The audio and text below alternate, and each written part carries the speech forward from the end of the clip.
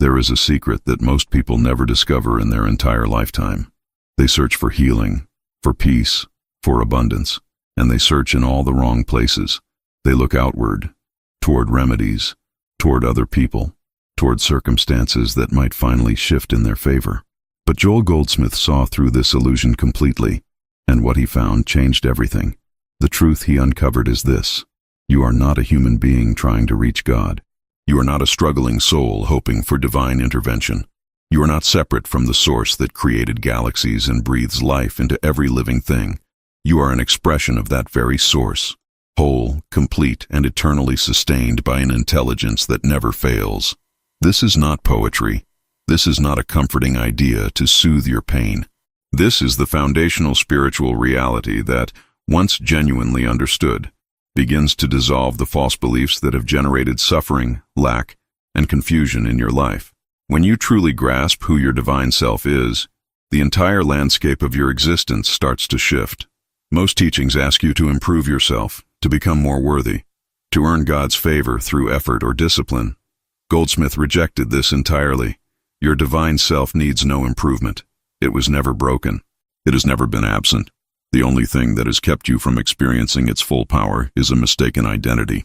And today, that begins to change.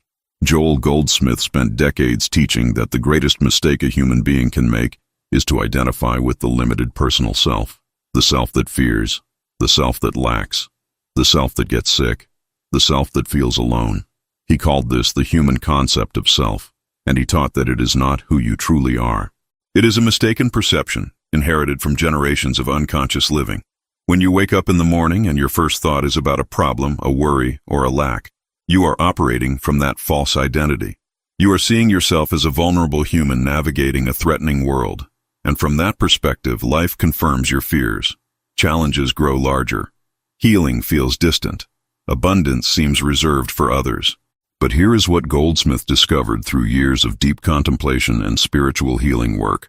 The moment you shift your identification, even partially, from the personal self to the divine self, something begins to change in your actual experience, not as a metaphor, as a lived, verifiable reality that others can observe in your life. This shift is not achieved through willpower or positive thinking. It is achieved through recognition, through a deep, quiet, inner knowing that what you truly are has never been touched by limitation.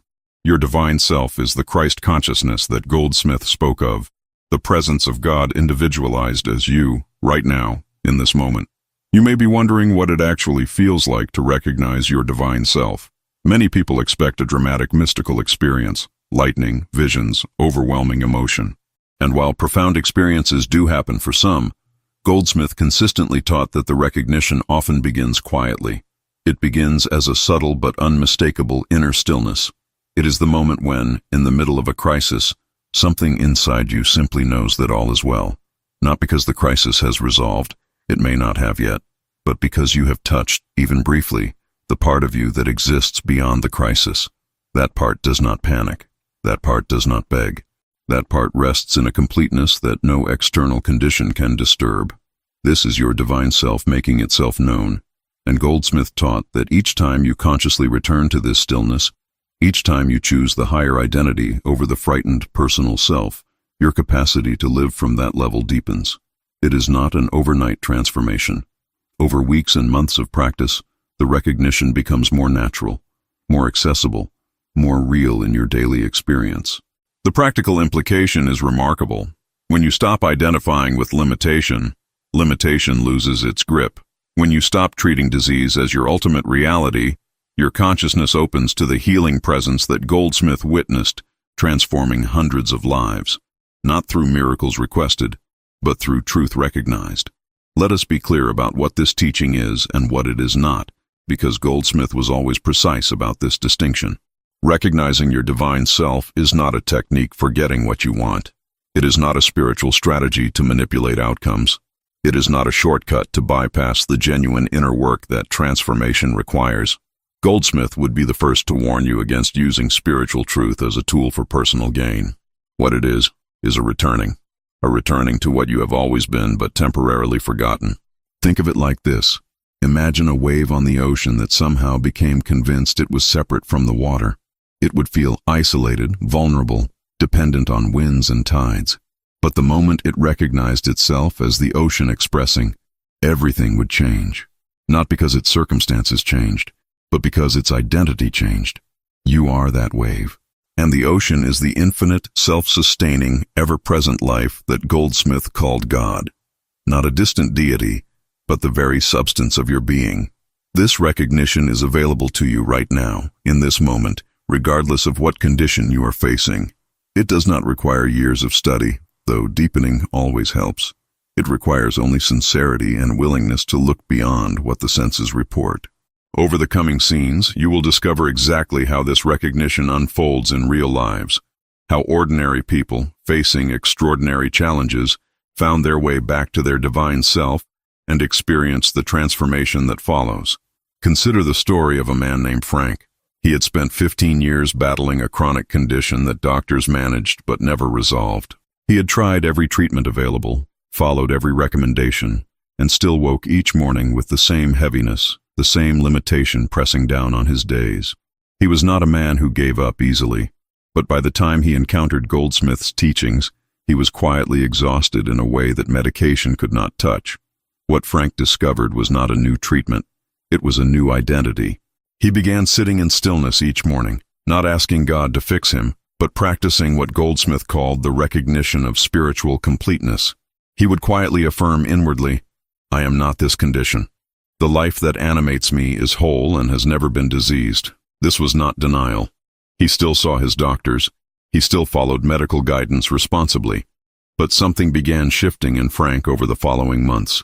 The heaviness he had carried for years started to lift. Not all at once, but gradually. The way dawn arrives before you notice the full light. His medical indicators improved steadily. His doctors were cautiously pleased. But more than the physical changes, Frank described a peace he had never known, a sense that he was no longer fighting his own body. Frank's story reflects what Goldsmith taught consistently. Healing is not the removal of a condition by force of prayer. It is the revelation of a wholeness that was present all along, obscured by false identification with limitation. The recognition of your divine self does not override medical care. It works alongside it, addressing what medicine alone cannot reach. There was a woman named Carol. No, let us call her by a fresh name. Diane. Diane had lived most of her adult life in financial anxiety. Not poverty exactly, but a persistent grinding sense that there was never quite enough. Every month carried the same tightness, the same mental calculations, the same low hum of scarcity beneath everything she did. She had worked hard her entire life, and still abundance felt like something that happened to other people. When Diane first encountered Goldsmith's teaching that supply is not external, but is an expression of infinite divine life, individualized as you, she honestly did not believe it. It sounded like spiritual wishful thinking, but she was desperate enough to try something different. So she began the daily practice of sitting quietly and releasing her identification with lack, returning again and again to the recognition of her completeness in God. The shift did not come as a lottery win or sudden windfall. It came subtly over several months as a change in how she perceived and responded to opportunities. Doors she had walked past for years suddenly seemed open. Conversations she would have avoided led to new possibilities. Her relationship with money transformed from fearful grasping to confident stewardship, and her outer circumstances gradually reflected that inner shift. Goldsmith always taught that abundance is not something God sends you. It is something that flows naturally when you stop blocking it with the consciousness of lack. Diane did not attract wealth from outside.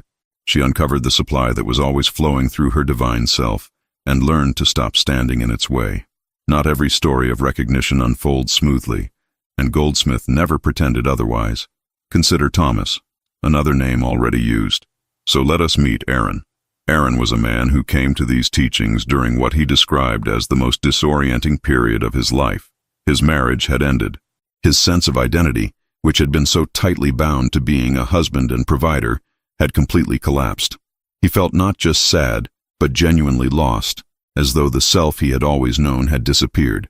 What Aaron encountered in Goldsmith's writings was paradoxically comforting. The self he was mourning had never been his true self. The identity built around roles, relationships, and external definitions was always going to be temporary. The divine self, the real self, had not been lost in the divorce. It had simply been obscured by the layers of false identification that the relationship had both built and then stripped away. Aaron's healing was not quick. He spent nearly a year in what he called a slow returning, reading, sitting in contemplation, gradually releasing the constructed identity and opening to something deeper. There were difficult weeks where the practice felt empty. Goldsmith's writings prepare you for this honestly. Spiritual development has seasons, and not all of them feel like progress while you are in them. But Aaron emerged from that year different in a way that surprised even him, not repaired, transformed. The man who stood on the other side of that process was quieter, more grounded, more genuinely himself than the man who had entered the darkness. His divine self had been there through every difficult moment, waiting for him to stop defining himself by what he had lost. These stories, Frank's physical healing, Diane's relationship with abundance, Aaron's identity transformation, share one essential thread. None of them followed a dramatic, instant script. None of them bypassed the real human experience of difficulty. What they share is a willingness to sit with the truth of their divine self long enough for that truth to begin reorganizing their inner landscape, and through it, their outer experience. Goldsmith was not selling easy answers. He was pointing toward a permanent shift in consciousness that requires practice, patience, and genuine commitment. The people who experienced the most profound transformations were not those who tried the practice once and expected instant results. They were those who returned to the stillness daily, in good weeks and difficult ones alike, building a relationship with their divine self the way one builds any deep relationship, through consistent, devoted presence. What these teachings ask of you is not extraordinary discipline or religious devotion. They ask for honesty, the willingness to question which self you have been living from, and the courage to begin identifying with the deeper one.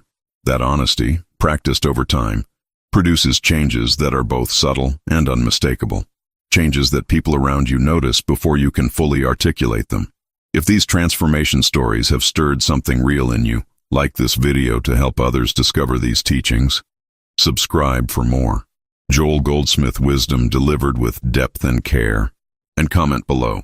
Which story resonated most deeply with your own journey right now? Now that you understand the foundation, the recognition of your divine self, it is time to explore the complementary practices that Goldsmith taught alongside this core realization.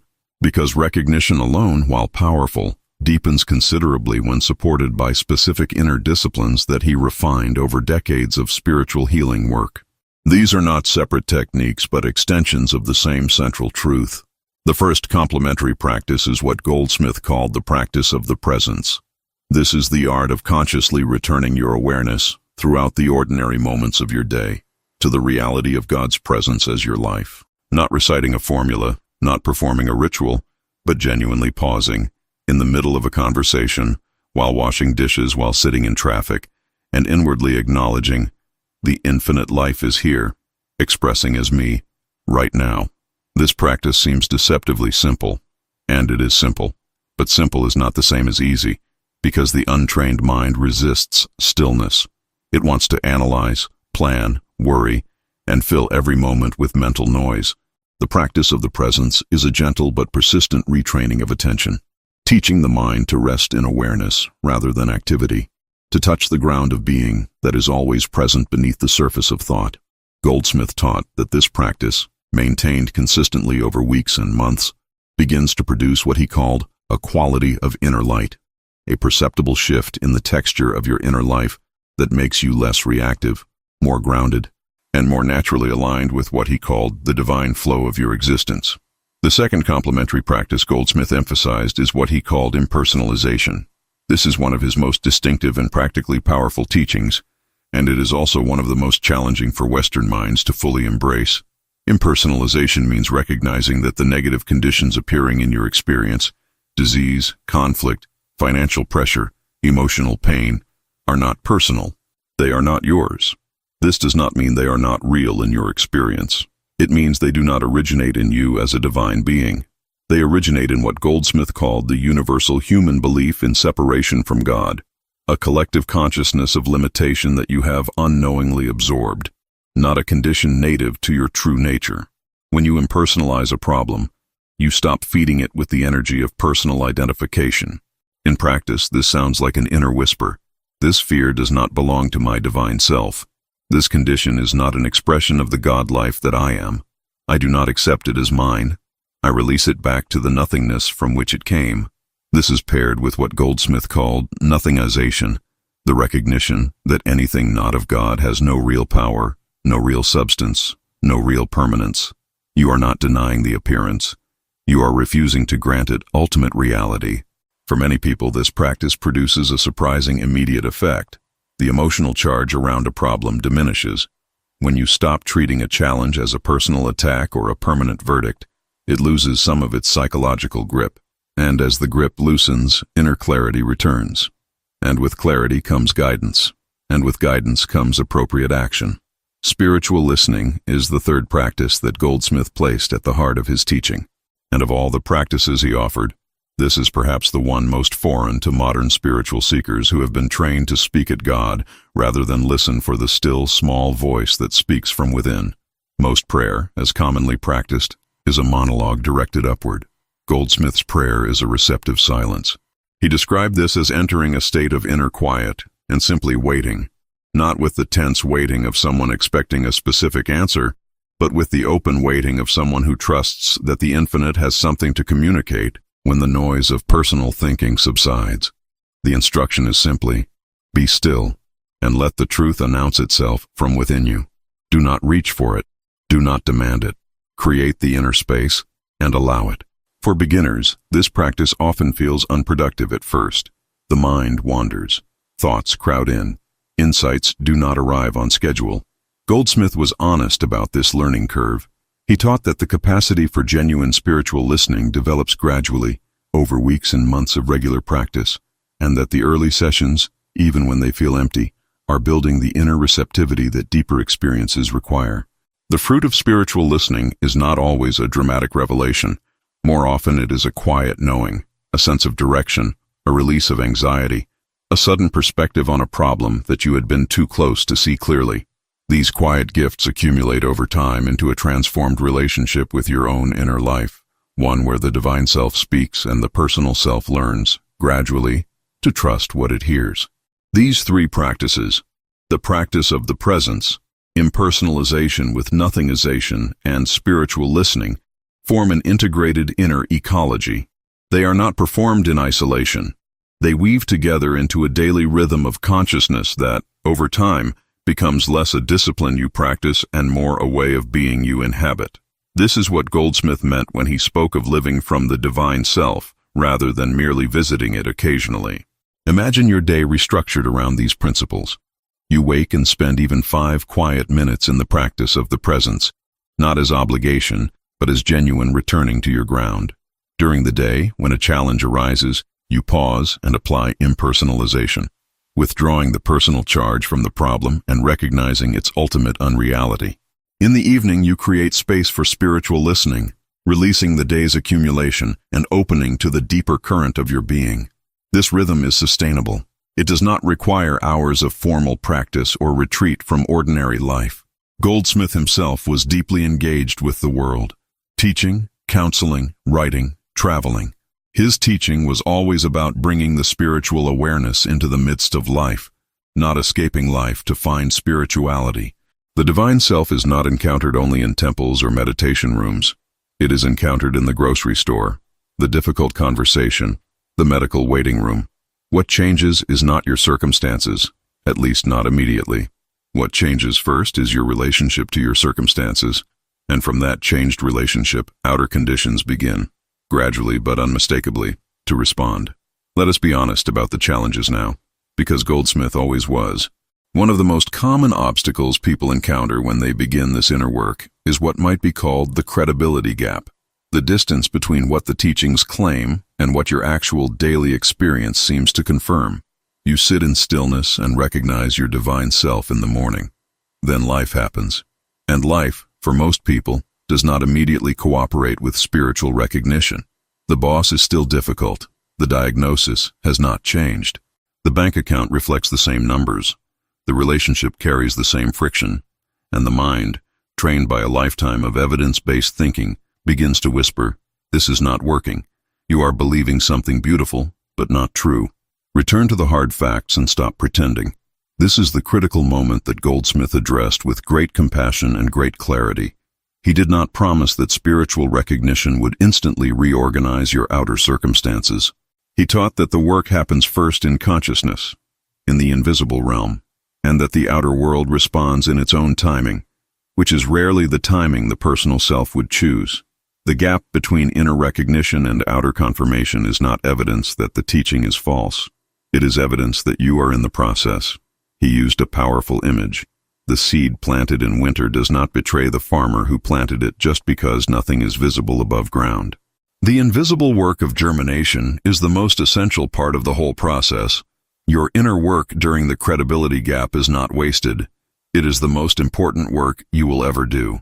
Another significant challenge is what might be called spiritual inconsistency, the very human pattern of practicing with depth and sincerity during a crisis, then drifting back to unconscious living once the pressure temporarily eases.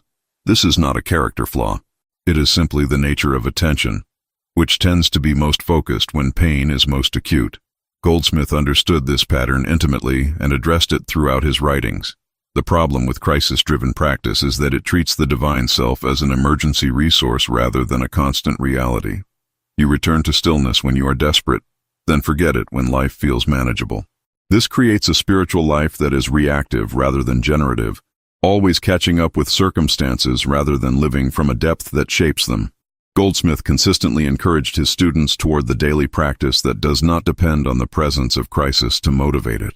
This requires a kind of spiritual maturity that develops over time.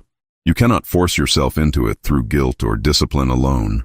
What actually creates consistency is something subtler, a growing taste for the quality of life that flows from deeper identification. Once you have touched your divine self genuinely, even briefly, something in you remembers the difference between that and the ordinary anxious mode of living. That memory becomes its own motivation. Be patient with your own inconsistency. Goldsmith was. He saw it in his most dedicated students, and he did not condemn it. He simply pointed back, gently and repeatedly, to the practice, knowing that each return, however imperfect, was deepening the groove of a new and more genuine way of being.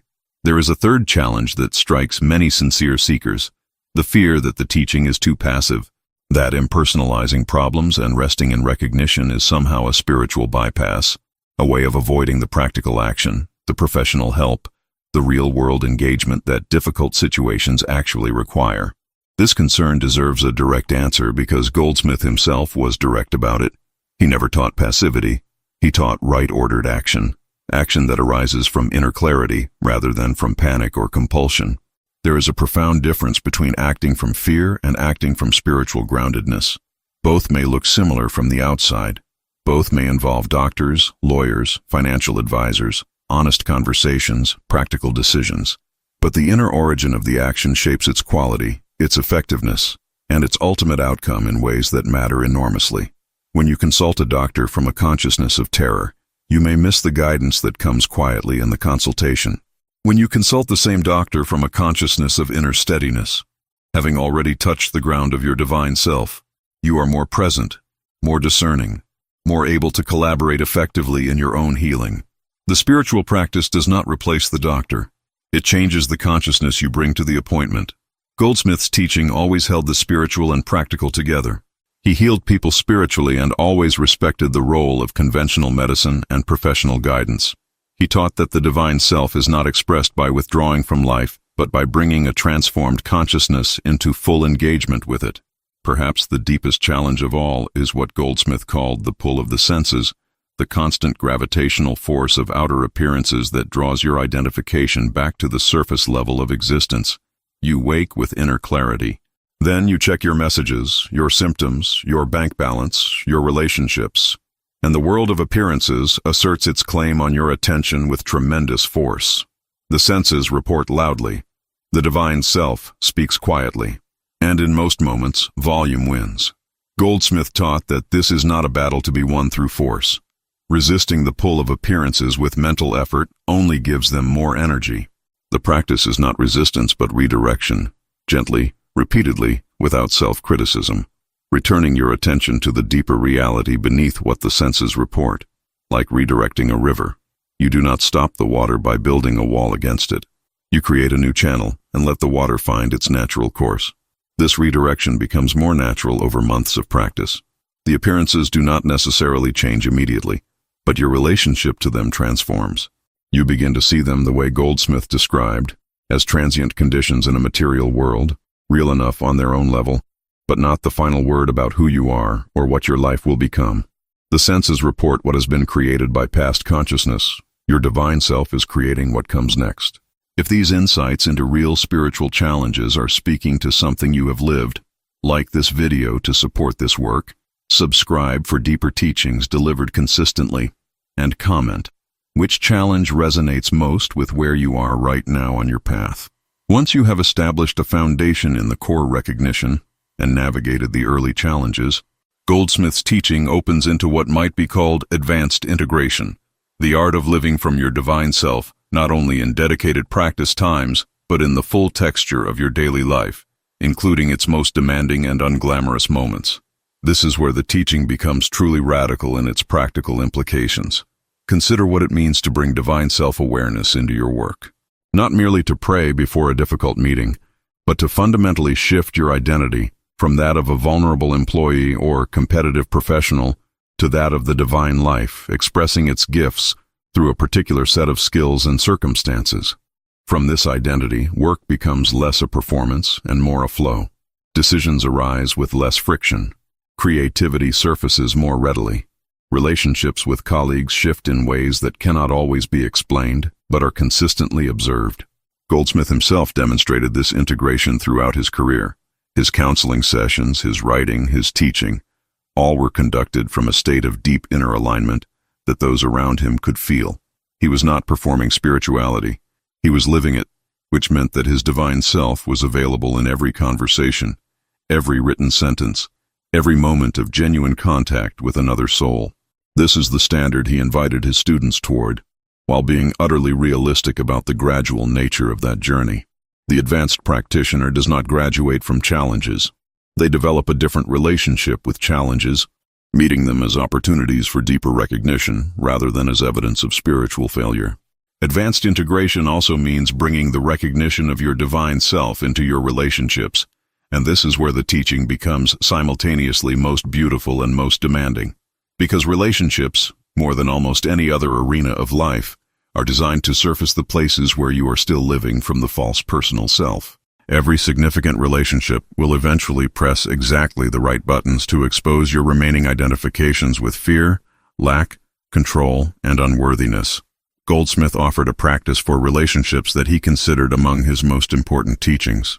He called it beholding the Christ in the other, the practice of looking past the personality, the behavior, the history, and the surface presentation of another person to recognize the divine self that is equally their true nature. This is not naive. It does not mean ignoring harmful behavior or pretending that difficulties do not exist. It means refusing to reduce another human being to their worst moments or their most limited expressions. In practice, this transforms conflict. When you meet another person's fear with recognition of their divine nature, held silently within you, not performed outwardly, something shifts in the interaction, not always immediately, not through magic, but consistently, over time. The quality of your relationships changes when you stop responding to others primarily from your personal self and begin meeting them, however imperfectly, from your divine self. This practice requires great patience and genuine humility. There will be days when you simply cannot access the recognition, when the hurt or frustration is too immediate, too raw. Goldsmith's instruction for those moments is simply to return, when you can, without judgment of your own temporary failure. One of the most advanced and practically challenging applications of Goldsmith's teaching is what he called healing work, the practice of holding spiritual realization for another person who is suffering. This is the foundation of the work his students practiced as practitioners, and it represents a profound expression of what it means to live from the divine self in service to others. It also reveals something essential about the nature of consciousness itself. When someone asked Goldsmith for spiritual help, he did not pray for God to intervene on their behalf. He entered a state of deep inner stillness and held the truth of that person's divine completeness, their wholeness, their freedom from limitation, their unbreakable connection to the infinite life. He was not sending them healing energy. He was holding the consciousness of truth about their real nature until that truth, through a process that remains mysterious in its mechanics, manifested in their experience. What this teaches us, even if we are not practicing formal healing work, is that our consciousness toward others matters profoundly. How you hold another person in your awareness, whether as a collection of problems or as a divine being temporarily confused, is not merely a philosophical stance. It is an active spiritual force that affects both of you. The quality of your inner vision of another is a real contribution to their experience. Advanced integration, therefore, is not only about your own transformation. It is about the quality of spiritual witnessing you bring to every human encounter, holding the highest truth for others even when their outer circumstances suggest the lowest conditions. Living from the divine self in advanced practice also transforms your relationship with what most people call failure. Those seasons when, despite genuine practice, consistent effort, and sincere commitment, things do not unfold as hoped. A health challenge persists. A financial situation worsens before it improves. A relationship does not survive despite your deepest willingness to apply everything you have learned. These moments are not hypothetical. They are real, and they require a spiritual maturity that no beginner's framework can fully address. Goldsmith's teaching here is among his most honest and most comforting. He acknowledged that not every condition yields visibly within the time frame we desire. He acknowledged that some challenges are persistent teachers that remain precisely because they have more to show us about our remaining identifications with limitation. He did not pretend that genuine spiritual recognition guarantees specific outcomes on a specific schedule. What he taught instead is this: the divine self is not measured by outcomes. It is not validated by circumstances. It is not confirmed by whether the healing comes, the supply arrives, or the relationship mends. It is the ground from which you meet whatever comes, with a quality of inner steadiness that is itself the transformation, whether or not the outer world confirms it in the way you hoped. This is the hardest teaching and the most liberating. It removes the divine self from the category of technique and places it where it truly belongs, as the identity you carry through all conditions, not the strategy you apply to favorable ones. From this depth, every experience, including apparent failure, becomes an invitation to deeper recognition. You have traveled far in these teachings, from the initial recognition of who your divine self truly is, through the stories of real transformation, through the complementary practices, through the honest challenges, through the advanced integration into work, relationships, and healing. You have been building something that cannot be taken from you. A new orientation to your own existence, a different relationship with the life that moves through you. Now it is time to receive the closing revelation that Goldsmith considered the crown of all his teaching. It is not complex. In fact, its simplicity is what makes it so difficult for the analytical mind to accept. The revelation is this: you do not need to become your divine self. You already are it. Every practice, every teaching, every story shared in this journey has had only one purpose: not to create something new in you, but to remove what was obscuring what was always already present. Think of the sun behind clouds. The clouds are real. They change the experienced temperature. They affect the light, but they do not change the sun. The sun remains constant, full, complete, unaffected by whether any particular day is cloudy or clear. Your divine self is the sun. The clouds, the fears, the false identities, the limiting beliefs, the inherited wounds, have always been weather, not reality. And weather, by nature, changes. The entire journey of spiritual development, as Goldsmith understood it, is the gradual thinning of clouds. Not a dramatic single clearing, but a consistent, gentle daily practice of returning to the light that is always already there, waiting, unchanged, complete, as you. This understanding transforms everything about how you approach your own spiritual journey going forward. When you understand that you are returning to what you are rather than becoming what you hope to be, the relationship with your practice changes profoundly. There is less striving, less performance, less anxious measuring of progress against some imagined standard of spiritual achievement. There is instead a deepening quality of rest, a coming home that becomes more familiar with each returning. The practical implications of this are significant. You stop waiting to be healed enough to live fully. You stop waiting to be abundant enough to give freely. You stop waiting to be resolved enough to love openly. You begin imperfectly and gradually to act from your divine self now, in your current state, with your current challenges, amid your current circumstances. Because the divine self is not a future achievement. It is a present reality that your practice is learning to trust. This does not mean ignoring your challenges or pretending you have arrived at a spiritual completion that life has not yet confirmed. It means holding both realities simultaneously, the human experience and the divine reality, without collapsing into one and abandoning the other. You can acknowledge that the body is uncomfortable while knowing the life within it is whole. You can acknowledge that the finances are strained while knowing that the supply flowing through your divine self is inexhaustible. Goldsmith called this living in the world, but not of it, fully engaged with the human experience while anchored in a deeper identity that the world can neither confirm nor deny. As you move forward from this teaching into your actual daily life, there is one final practice that Goldsmith returned to again and again as the simplest, most accessible, and most consistently transformative of all: gratitude, but not the gratitude of someone who received something they were afraid they might not get. The gratitude of recognition, the gratitude that arises when you simply see clearly what has always been true. I am the expression of an infinite life that has sustained me through every difficulty I have ever faced. Every breath I have drawn has been given by a source that has never once withheld it. Every moment of clarity, every unexpected solution, every experience of genuine love or unexpected grace, all of it has flowed from the same inexhaustible ground that is my true nature.